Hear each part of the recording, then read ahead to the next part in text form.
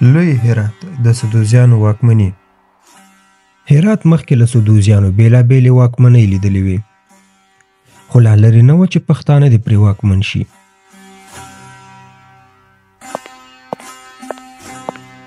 ښاغلیه ستاسې زوی شوی دی.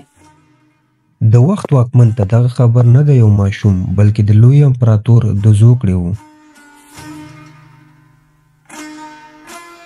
خو مخکې له دې چې امپراتور احمدشاه په کال 1902 زیږدیز کې نړۍ ته سترګې پرانیزي، په سیمه کې یو لړ واکمنۍ لا د مخه له منځه وړل شوې وې. له دې لړۍ یو صفویان شیعه مذهبي و چې له 1904 تر 1909 زیږدیز کال یې د افغانستان د سیمو د وګړو د شیعه کولو هڅې ګړندۍ کړې، خو دا هڅې برعکس د دوی د پای لامل وګرځېدې.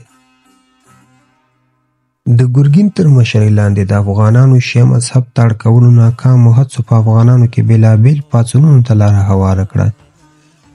له دې لړ په کندهار کې د هوتکیانو پاڅون چې د میرویس نیکه په مشرۍ، ترڅنګ یې د دولت خان د احمدشاه ابدالي د نیکه په مشرۍ، چې وروسته د احمدشاه ابدالي د پلار په مشرۍ تر بریالیتوب او هرات یې په خپله ولکه کې ونیو. د هرات نیول په کال 1914 کې د زمان خان په لاس وشول. دا د پښتني واکمنۍ پیل او د پاڅونونو پای و. دوام لري.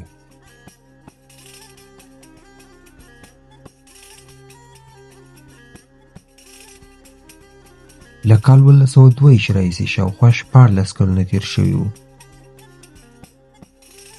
ذوالفقار خان او احمد خان له ماشومتوبه تر ځوانۍ د پلار په واکمنۍ کې د جنګ سالارۍ تمرین او زده کړې وکړې. همدارنګه په کال 1938 کې د هرات سلطنت له منځه ولاړ. ذوالفقار خان او احمد خان کندهار ته کډ او د شاه حسین سیاسي بندیان شول. خو د کندهار له نیونې وروسته نادر افشار احمد خان ابدالي راخوشې او د 4000 سرتېرو سرمشر وټاکه.